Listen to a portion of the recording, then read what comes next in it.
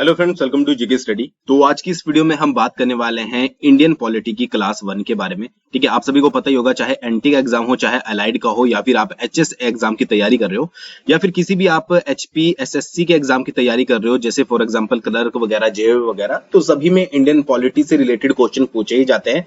और जैसे कि आपके अपकमिंग एग्जाम है, एनटी है, अलाइड है, एचएस है, तो उसमें तो आपके डिटेल में ही पूछे जाते हैं। ठीक है, और क्वेश्चन की जो नंबर होता है वो भी आपसे 10 से ज्यादा क्वेश्चन आपसे पूछे जाते हैं। ठीक है, तो ये क्लास 1 होगी, ठीक है, जिसमें हम डिटेल में जो है वो डिस्कस करेंगे। इंडियन पॉलिटी अगर आप पढ़ रहे हो तो आपको डिटेल में पता होना बहुत जरूरी है। ठीक है, यहाँ पर हम मेजर पॉइंट्स को जो है वो डिस्कस करेंगे। आपको कुछ नोट डाउन नहीं करना है, ठीक है, ना ही कुछ यहाँ पर लिखना है, आपको सिर्फ वीडियो को सुनना है, अच्छे से समझना है। इसके बाद अगर आप बुक भी पढ़ते हो तो आपको बहुत जल्दी जो है वो चीजें समझ आएगी, क्योंकि आपने वो चीजें जो है वो पहले से पढ़ी होंगी। ठीक है, तो उस चीज को हम यहाँ पर डिस्कस करेंगे। आप सभी को पता ही होगा कि एसआई की भी वैकेंसी बोली जा रही है कि आएगी। इलेक्शन से पहले ये बोला जा रहा है कि आपके जो पद रिक्त पड़े हैं 184 के करीब एसआई के, उनको फिलअप कर देना चाहिए। तो अगर एसआई की वैकेंसी आती है उसमें भी आपके लिए ये वीडियो जो है वो, ये इंफॉर्मेशन बहुत ज्यादा जो है वो काम आएगी।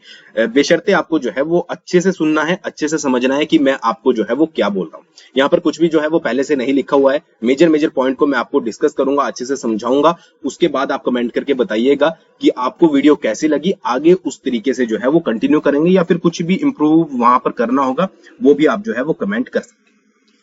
तो आप सभी को पता ही होगा, संविधान, कॉन्स्टिट्यूशन, इंडिया का कॉन्स्टिट्यूशन जो है वो कितना इंपॉर्टेंट है।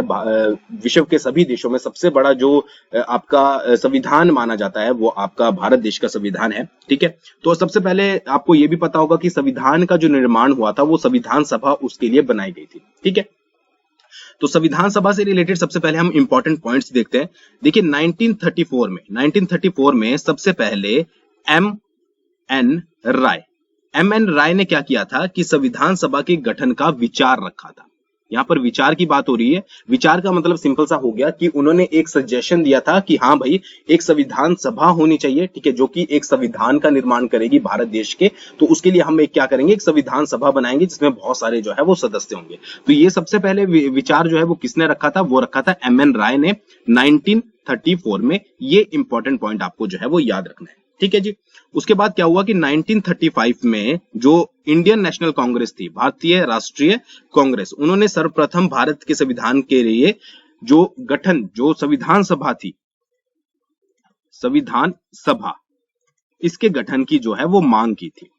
अब यहां पर विचार जो रखा था वो 1934 में एम.एन. राय ने रखा था, और जो मांग की थी कि भाई संविधान के गठन के लिए जो है वो एक संविधान सभा होगी, वो मांग करी थी आपकी इंडियन नेशनल कांग्रेस ने 1935 में। ठीक है जी, उसके बाद 1938 आता है। ठीक है, जिसमें क्या हुआ कि जो भारतीय राष्ट्रीय कांग्रेस थी, इंडियन नेशनल कांग्रेस, उसकी ओर से पंडित जवाहरलाल नेहरू जी ने ये घोषणा की कि स्वतंत्र भारत के संविधान के निर्माण के लिए जो है वो एक संविधान सभा बनाई जाएगी। ठीक है, और उसके द्वारा ही जो है वो संविधान का निर्माण होगा। ठीक है, तो 1938 में जो है वो ये घोषणा जो है वो कर दी गई थी। अब ये तीन चीजें जो है वो आपको याद रखनी है। सबसे पहले दोबारा से मैं रिपीट करूंगा ताकि आपको जो है वो एकदम से क्लियर हो जाए। 1934 में एम.एन. राय, ठीक है, एम.एन. राय ने सबसे पहले क्या करा था, विचार रखा था कि भाई जो संविधान होगा उसके लिए एक संविधान सभा का गठन किया जाना चाहिए। ठीक है, होना चाहिए, उस समय तक हुआ नहीं था। उसके बाद 1935 में इंडियन नेशनल कांग्रेस ने सबसे पहले मांग की कि भाई हमें संविधान सभा चाहिए, तभी हम संविधान का जो है वो निर्माण कर पाएंगे। फिर 1938 में क्या हुआ कि इंडियन नेशनल कांग्रेस की तरफ से पंडित जवाहरलाल नेहरू जी ने घोषणा कर दी कि जो भी संविधान बनेगा उसके लिए एक संविधान सभा बनाई जाएगी। ठीक है, और उसमें जो भी वयस्क मताधिकार के द्वारा जो है, उसमें जितने भी सदस्य चुने जाएंगे वो वयस्क मताधिकार के द्वारा जो है वो चुने जाएंगे। तो ये तीन डेट्स जो है वो आपको याद रखनी है जब भी संविधान की शुरुआत, यानी कि संविधान की जो शुरुआत हुई थी वो यहां से हुई थी, क्योंकि संविधान का निर्माण जो है वो संविधान सभा द्वारा किया गया था। और संविधान सभा की शुरुआत जो है वो आपकी 1934 से हुई थी। जैसे पहले विचार आया, उसके बाद जो है वो फिर उसकी मांग की गई, और उसके बाद उसकी जो है वो घोषणा की गई। तो इतनी चीजें जो है वो आपको याद रखनी है। एम.एन. राय के बारे में कुछ इंपॉर्टेंट पॉइंट्स मैं आपको यहां पर बता देता हूं। एम.एन. राय जो थे वो भारत में वामपंथी आंदोलन के नेता थे, प्रमुख नेता माने जाते हैं वामपंथी आंदोलन के। ठीक है जी, और इन्होंने जो है वो 17 अक्टूबर 1920 में, ठीक है। 17 अक्टूबर 1920 में भारतीय कम्युनिस्ट पार्टी की स्थापना भी करी थी। ये कुछ इंपॉर्टेंट पॉइंट है जो कि आपको जो है वो याद रखने हैं। भारतीय कम्युनिस्ट पार्टी की स्थापना 17 अक्टूबर 1920 में की थी। किसने की थी? वो की थी आपकी एम.एन. राय ने। ठीक है। कौन सा पॉइंट मैंने आपको पहले बताया? सबसे पहले मैंने पॉइंट आपको बताया कि जो एम.एन. राय थे वो भारत में वामपंथी आंदोलन के नेता थे। ठीक है जी, आंदोलन के नेता थे। और 17 अक्टूबर 1920 को भारतीय कम्युनिस्ट पार्टी की स्थापना इन्होंने की थी। किन्होंने की थी? वो की थी आपकी एम.एन. राय ने। ठीक है। तो ये चीजें जो है वो आपको याद रखनी है। तो इस पार्टी की जो स्थापना हुई थी वो हुई थी 1920 में ताशकंद में। ठीक है, एम.एन. राय के द्वारा। और अगर इंडिया की बात करें तो 1925 में जो है वो इंडिया में इसकी स्थापना की गई थी। तो ये अलग अलग क्वेश्चन बन जाते हैं। ठीक है, एम.एन. राय ने सबसे पहले 1920 में ताशकंद में की थी। इंडिया की बात करें तो 1925 में जो है वो इसकी स्थापना हुई थी।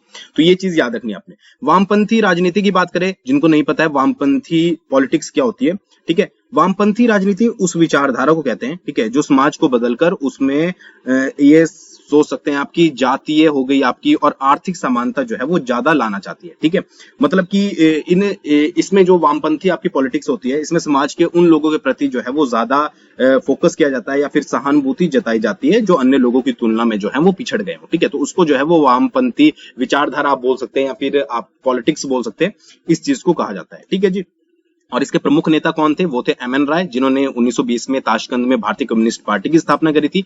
1925 में जो थी वो आपकी इंडिया में हुई थी। तो ये सारी चीजें जो है वो आपको याद रखनी है। 1934 में विचार सबसे पहले एम.एन. राय के मन में आया था। 1935 में आईएनएस कांग्रेस ने जो है वो संविधान सभा की मांग की थी और उसके बाद जो है वो 1938 में आईएनसी ने जो है वो जो पंडित जवाहरलाल नेहरू जी ने अनाउंस किया था ऑफिशियली कि भाई संविधान सभा का जो है वो गठन किया जाएगा। तो ये सारी चीजें याद रखिएगा। ठीक है, इंपॉर्टेंट है सभी, एक बार इसको रब कर देते हैं, उसके बाद जो है हम आगे बढ़ते हैं। आगे जो इंपॉर्टेंट पॉइंट है उनको हम यहाँ पर डिस्कस करेंगे। आई होप आपको इतना तो जो है वो समझ आ गया होगा। ज्यादा फोकस आपने समझने पर करना है। उसके बाद जब भी आप बुक वगैरह पढ़ोगे या फिर एमसीक्यूज कहीं पर करोगे तो आपको जो है वो इससे ज्यादा बेनिफिट यहाँ पर जो है वो मिलने वाला है। ठीक है, वो चीज आपको याद रखनी है। चलिए आगे बढ़ते हैं। अगला बात करते हैं अगस्त प्रस्ताव की। ठीक है, अगस्त प्रस्ताव, अगस्त प्रस्ताव जो आपका आया था वो आया था आपका 1940 में, 1940 में। सबसे पहले तो आपको ये याद रखना है पॉइंट कि अगस्त प्रस्ताव जो है वो कब आया था? 1940 में आया था। और किसके द्वारा पेश किया गया था? तो जो आपके लॉर्ड लिनलिथगो, ठीक है, लॉर्ड लिनलिथगो थे, उनके द्वारा जो है वो आपका अगस्त प्रस्ताव पेश किया गया था। दो पॉइंट यहाँ पर बहुत इंपॉर्टेंट बनते हैं अगर आप एग्जाम के पॉइंट ऑफ व्यू से देखते हैं। सबसे पहले तो अगस्त प्रस्ताव आपका कब आया था? 1940 में आया था। और किसके द्वारा पेश किया गया था? वो किया गया था आपका लॉर्ड लिनलिथगो के द्वारा। ठीक है जी। देखिए, इसका अगर मेन उद्देश्य की बात करें कि इसका उद्देश्य क्या था, तो भारत को डोमिनियन स्टेट के रूप में जो है वो बनाना। ठीक है, भारत के लिए डोमिनियन स्टेट जो है वो एक मुख्य लक्ष्य इसका जो है वो यहाँ पर रखा गया था। अब डोमिनियन स्टेट यहाँ पर क्या होता है? डोमिनियन स्टेट का मतलब है कि एक भारत जो है वो एक लोकतांत्रिक स्वतंत्र रूप से जो है वो उभरेगा, यानी कि भारतीय गणराज्य की जो है वो स्थापना होगी। तो एक तरीके से डोमिनियन स्टेट जो है वो भारत को बनाना अगस्त प्रस्ताव का मुख्य लक्ष्य था। ठीक है जी। और इस प्रस्ताव के अंतर्गत जो है वो भारतीयों को जो है वो युद्ध सलाहकार समिति का निर्माण किया गया। भारतीयों को शामिल करके भारतीयों को कलेक्ट किया गया और उसके बाद जो है वो एक युद्ध सलाहकार समिति जो है वो बनाई गई। ठीक है, देखिए अगस्त प्रस्ताव मेन जो इसकी चीज बोली जा रही थी अगस्त प्रस्ताव की, वो ये बोला जा रहा था कि भारत को जो है वो डोमिनियन स्टेट बनाया जाएगा। बट इसका एक छुपा हुआ रीजन ये था कि जो भारतीय थे उनको जो है वो सेकेंड वर्ल्ड वॉर में शामिल करना, क्योंकि उस समय जो है वो सेकेंड वर्ल्ड वॉर चला हुआ था 1939 से 1945 तक। तो इसमें भारतीयों को शामिल करना था अंग्रेजों के द्वारा, तो इसलिए जो है वो अगस्त प्रस्ताव को लाया गया था। तो इतनी ही चीजें जो है वो ये याद रखनी है आपको। ठीक है, बहुत सारी चीजें पहले भी बोली जा रही थी कि भारत को जो है वो डोमिनियन स्टेट बनाया जाएगा। ठीक है, संविधान का निर्माण किया जाएगा, संविधान सभा जो बनाई जाएगी वो भारतीयों के द्वारा बनाई जाएगी। ये जो थे वो अंग्रेज आगे दिखा रहे थे कि हाँ भाई हम इस मैटर पर जो है वो अगस्त प्रस्ताव को लेकर आए हैं। ठीक है, बट उनका जो छुपा हुआ रीजन था वो ये था कि भारतीयों को जो है वो यूज करना सेकेंड वर्ल्ड वॉर के लिए। ठीक है, क्योंकि 1939 से जो है वो आपका 1945 के बीच में जो है वो आपका सेकेंड वर्ल्ड वॉर चला हुआ था, और उसी में ही जो है वो भारतीयों की जरूरत पड़ रही थी। तो अगस्त प्रस्ताव से आपको इतने ही पॉइंट याद रखने हैं कि अगस्त प्रस्ताव 1940 में आया था सबसे पहले तो, ठीक है। उसके बाद क्या है कि किसके द्वारा लाया गया था, लॉर्ड लिनलिथगो के द्वारा लाया गया था, और इसका जो मेन रीजन थे, ठीक है, उस वो था आपके कि भारतीयों को जो है वो सेकेंड वर्ल्ड वॉर में शामिल करना। युद्ध सलाहकार समिति भी एक जो है वो बनाई गई थी उसी से रिलेटेड, जिसमें जो है वो इंडियंस को शामिल किया गया था। और उसके बाद क्या है कि डोमिनियन स्टेट भारत को बनाएंगे, उसके बाद संविधान का निर्माण किया जाएगा। ये सारी चीजें जो है वो बोली जा रही थी किसके द्वारा, आपके अंग्रेजों के द्वारा, ठीक है जी। तो ये इतनी चीजें जो है वो आपको इसमें याद रखनी है। आगे बढ़ते हैं, आगे बात करते हैं क्रिप्स मिशन के बारे में, ठीक है। सबसे पहले आपने अगस्त प्रस्ताव देख लिया, ठीक है, अगस्त प्रस्ताव 1940 में। ये पॉइंट आपको इंपॉर्टेंट याद रखना है, जो भी इंडियन पॉलिटी के इंपॉर्टेंट पॉइंट है वो हम यहाँ डिस्कस करेंगे। अब बात करते हैं क्रिप्स मिशन के बारे में, ठीक है। जो आपके एचपीएसएससी के एग्जाम होते हैं उसमें तो कई बार डायरेक्टली क्वेश्चन आ जाता है कि क्रिप्स मिशन जो है वो भारत कब आया था, 1942 में, ठीक है। इंपॉर्टेंट है, याद रखिएगा, 1942 में जो है वो भारत आया था। तो इसके जो इंपॉर्टेंट थे वो एक ब्रिटिश कैबिनेट मंत्री थे जिनका नाम था सर स्टैफोर्ड क्रिप्स, ठीक है, जिनके नाम पे जो है वो मिशन का नाम पड़ा था क्रिप्स मिशन, ठीक है जी। तो ये जो है वो इस मिशन को लेकर भारत आए थे, और इस प्रस्ताव का जो ये क्रिप्स मिशन था इसका भी मुख्य उद्देश्य ये था कि भारत को ब्रिटेन के पक्ष में सेकेंड वर्ल्ड वॉर में शामिल करना, ठीक है, सेकेंड वर्ल्ड वॉर में शामिल करना। मतलब कि उस समय वर्ल्ड वॉर चला हुआ था, आपको पता ही है, ठीक है। तो मेन जो मिशन आते थे उनका यही होता था, मेन आगे जो बोला जाता था वो ये बोला जाता था कि भारत को जो है वो संविधान का निर्माण किया जाएगा, संविधान सभा बनाई जाएगी, डोमिनियन स्टेट दिया जाएगा। बट उनका जो छुपा हुआ रीजन होता था वो होता था कि भाई सेकेंड वर्ल्ड वॉर में भारतीयों का जो है वो यूज किया जाए। तो इसमें भी यही बात की गई थी कि भारत को जो है वो डोमिनियन स्टेट जो है वो बनाया जाएगा।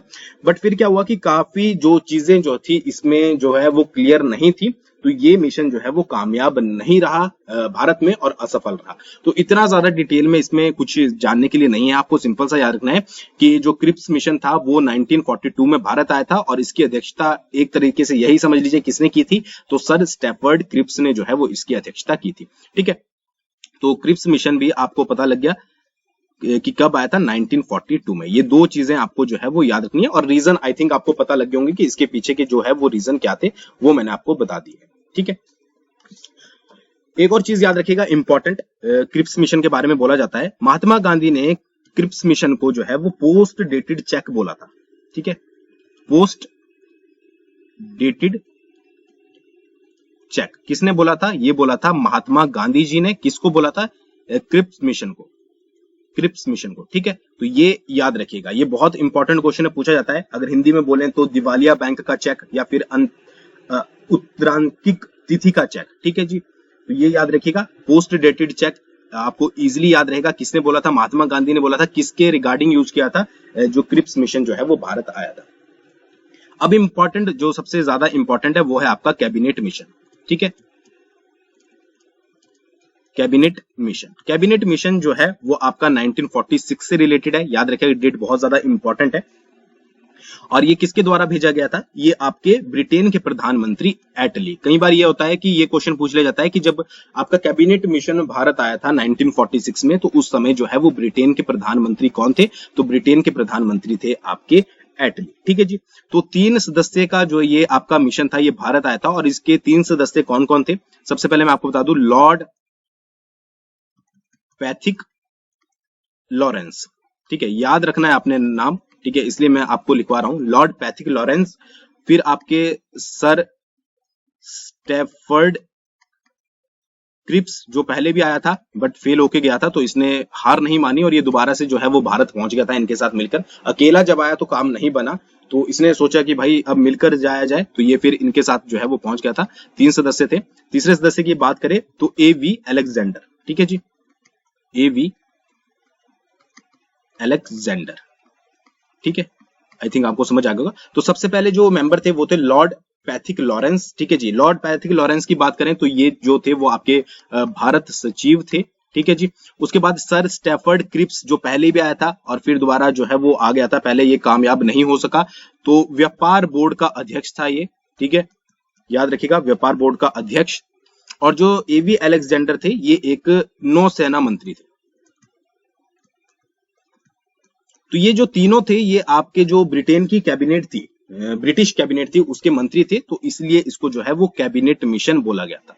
ठीक है, तो कौन कौन थे? लॉर्ड पैथिक लॉरेंस भारत सचिव, सर स्टैफर्ड क्रिप्स व्यापार बोर्ड के अध्यक्ष और एवी अलेक्जेंडर नौसेना के मंत्री। ये तीनों जो है वो दोबारा से घूम के आए हैं।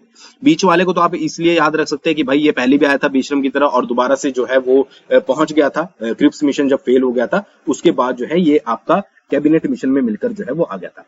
तो कुछ डेट्स आपको यहां पर मैं बता देता हूं। 15 फरवरी 1946 को जो है ये मिशन भारत भेजा गया था। ठीक है जी।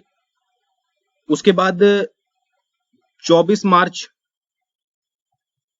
1946 को ये मिशन जो है वो आपका दिल्ली पहुंचा था और उसके बाद 16 मई 1946 को जो है इसने अपना जो है वो प्रस्ताव पेश किया था।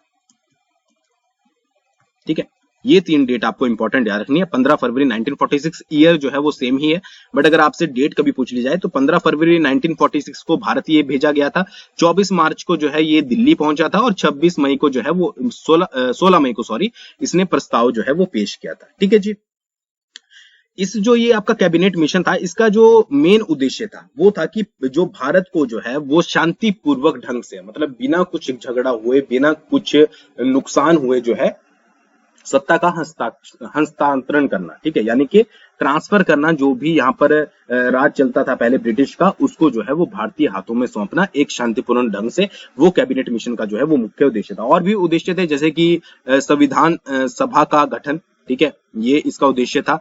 अगर भारत का डिवाइडेशन, आपको पता ही है भारत का विभाजन अगर आवश्यकता पड़ती है, ठीक है जी, सदस्यों का निर्वाचन जो किया जाता था। ठीक है, तो ये सारे जो है वो इसके उद्देश्य थे जो कि बाद में पूरे भी हुए। ठीक है, जिनके बारे में हम यहाँ पर बात करेंगे।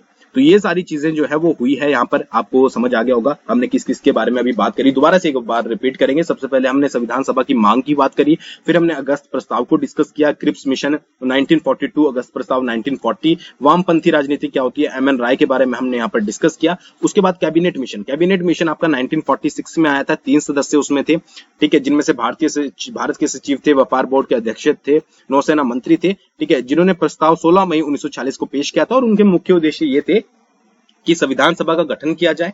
ठीक है, भारत का विभाजन अगर आवश्यकता पड़ती है उस पर होगा। ठीक है, संविधान सभा के सदस्यों का निर्वाचन जो है वो अप्रत्यक्ष रूप से किया जाएगा। ठीक है, और एक चीज याद रखिएगा, संविधान सभा का जो एक सदस्य था, ठीक है, ये मैं आपको यही बता देता हूँ, याद रहेगा आपको भी, एक सदस्य था वो 10 लाख जनसंख्या पर चुना जाता था। ठीक है जी, 10 लाख जनसंख्या पर। तो ये याद रखिएगा, एक सदस्य आपका जो संविधान सभा का बनेगा वो 10 लाख जनसंख्या पे बनेगा। ठीक है, तो ये सारी चीजें जो है वो यहाँ पर की गई थी। अब थोड़ा सा आगे बढ़ेंगे और चीजों को जो है वो इंपॉर्टेंट डिस्कस करेंगे। एक और चीज, एक आपने नाम सुना होगा प्रत्यक्ष कार्यवाही दिवस। ठीक है, मैं आपको यहाँ पर लिख देता हूं, प्रत्यक्ष कार्यवाही दिवस। प्रत्यक्ष कार्यवाही दिवस जो है वो आपका 16 अगस्त 1946 को बोला जाता है, उस दिन से। देखिए एक्चुअली हुआ क्या था कि मुस्लिम लीग ने क्या किया कि 16 अगस्त 1940 को पाकिस्तान की प्राप्ति के लिए एक सीधी कार्यवाही की, जिसे भारतीय इतिहास का ब्लैक डे भी बोला जाता है। इसको जो है वो ब्लैक डे बोला जाता है। क्यों बोला जाता है इसके बारे में मैं बात करूंगा, पूरा आपको बताऊंगा, बट आपको ध्यान से सुनना है। हुआ क्या था कि मुस्लिम लीग ने 16 अगस्त 1940 को मुस्लिम लीग ने ये बोला कि हमें जो है वो अलग से पाकिस्तान चाहिए। ठीक है, तो उसके लिए जो है वो उन्होंने सीधी कार्यवाही करी, यानी कि प्रत्यक्ष कार्यवाही करी। तो इस डे को जो है वो ब्लैक डे बोला जाता है। ठीक है जी। इसमें क्या हुआ कि 16 अगस्त 1940 को जो लीग के लोगों थे उन्होंने कलकत्ता में जो है वो बहुत सारे दंगे करवाए। ठीक है, और मिलकर लोगों ने जो है वो लड़कर लेंगे पाकिस्तान, एक नारा लगा था उस समय। ठीक है, लड़कर लेंगे पाकिस्तान। ठीक है, यानी कि पाकिस्तान की मांग जो है वो उस समय तेज हो गई थी, तो एक नारा लगा लड़कर लेंगे पाकिस्तान, और बहुत सारे दंगे जो है वो हिंदू मुस्लिम के बीच में उस समय हुए थे।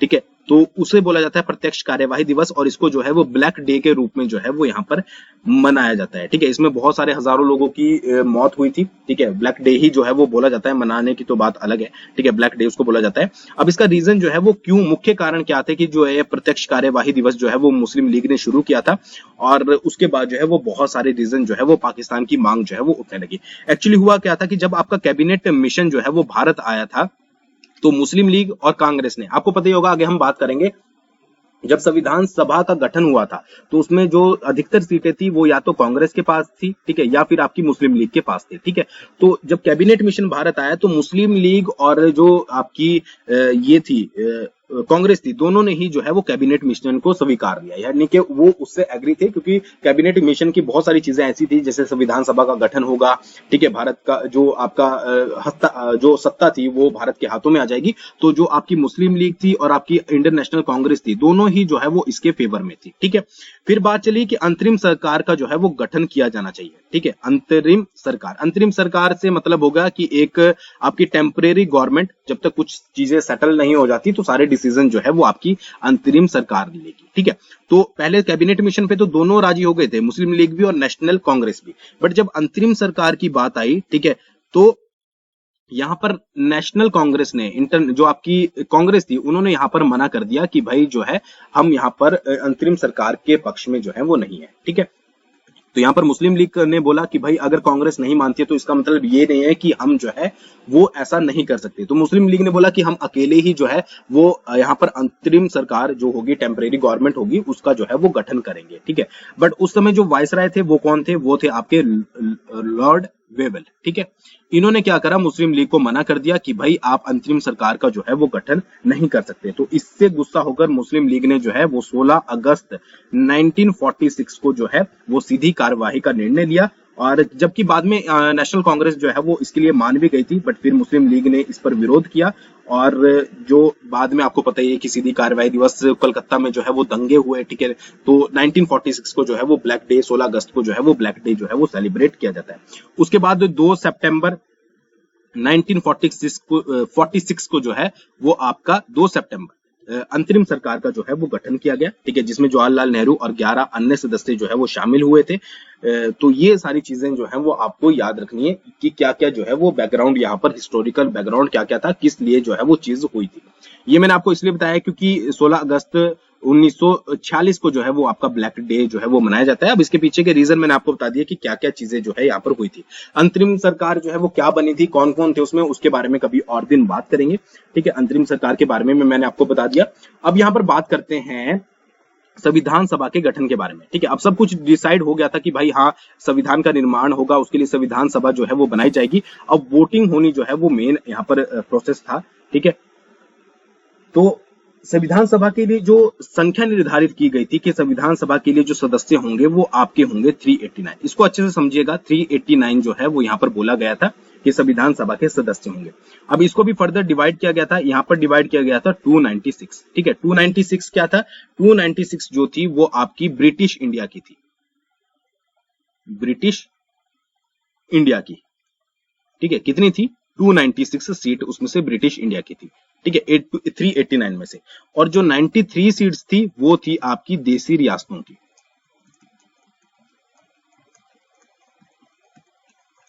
ठीक है, तो ये आपको समझ आ गया। ये कई बार डायरेक्टली क्वेश्चन आ जाता है। 389 टोटल जो सीट्स होनी थी मेंबर की संविधान सभा के, वो 389 होनी थी, जिसमें से 296 जो थी वो ब्रिटिश भारत की थी, और 93 थी जो वो थी आपकी देसी रियासतों की। अब इसमें से 296 में से भी जो आपकी 292 थी वो थी आपकी गवर्नर से रिलेटेड जितने भी एरिया थे, जो गवर्नर के प्रांत थे उनसे रिलेटेड जो भी एरिया थे, और 4 जो थी वो मुख्य आयुक्त प्रांत की थी।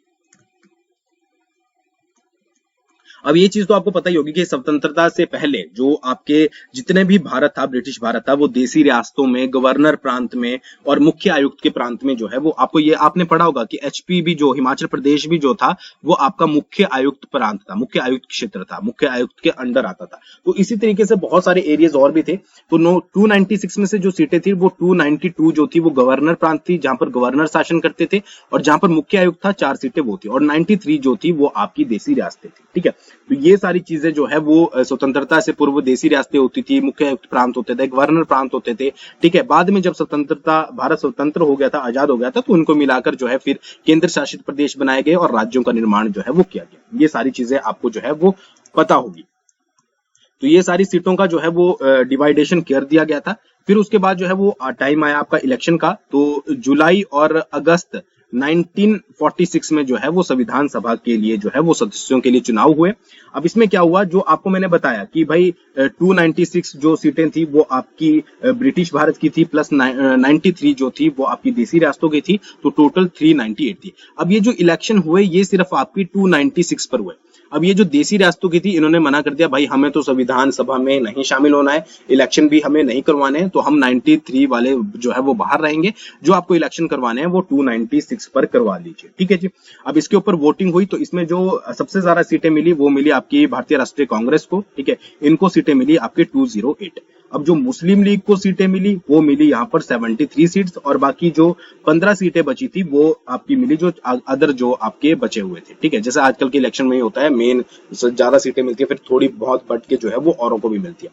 तो इंडियन नेशनल कांग्रेस को 208, मुस्लिम लीग को 73 और अदर्स को जो है वो 15 सीटें मिली थी। देसी रियासतों ने अपने आप को बाहर रखा था, तो 93 के ऊपर जो है वो कोई भी यहाँ पर इलेक्शन जो है वो नहीं हुए थे। एक मोस्ट इंपॉर्टेंट पॉइंट आपको याद रखना है महात्मा गांधी जी से रिलेटेड।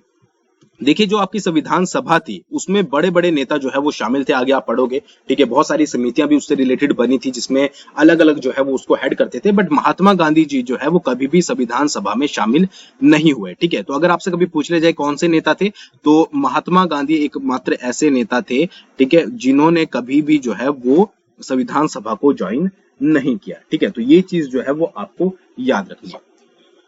तो आज की वीडियो जो है वो हम इतने ही पर जो है वो इसको स्किप करते हैं। आई होप आपको यहाँ तक समझ आया होगा। यहाँ तक समझ आया तो जरूर कमेंट करके बताइएगा, उससे ये पता लग जाएगा कि आपको जो है वो इस तरीके की वीडियो समझ आ रही है। अगर कुछ नहीं समझ आ रहा है तो आप कमेंट करके बता सकते हैं, आगे हम फिर उसको जो है वो और अच्छे से आपको जो है वो एक्सप्लेन करेंगे। बाकी इसका नेक्स्ट पार्ट जो है वो नेक्स्ट वीडियो में कंटिन्यू करेंगे। आई होप आपको वीडियो पसंद आई होगी। Thanks for watching. बहुत जल्दी मिलेंगे नेक्स्ट वीडियो के साथ।